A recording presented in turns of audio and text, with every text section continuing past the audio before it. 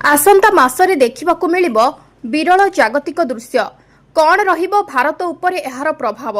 August केवल पर्वपर्वाणी जोगु नुहे बरं दुईटी प्रमुख महाकाशीय घटना पाई मध्य विशेष हेबो। कारण आसंता मासरे मात्र 16 दिन व्यवधान रे प्रथम सूर्यपराग एवं एहा परे चंद्रग्रहण हेबो। संजोगवशत उभय घटना भारतर दृश्यमान हेबो नाही, सेथिपाई एठारे सूतक काल मान्य हेबो नाही। हेले तथापि ज्योतिष शास्त्र अनुसार एपरी जागतिक घटना ग्रहण केवल आकाश रे दृश्यमान हेउथिबा साधारण घटना नुहे, बरं ग्रह नक्षत्रक गति एवं राशि उपरे एहार प्रभाव विषय रे मध्य आलोचना करा जायछि।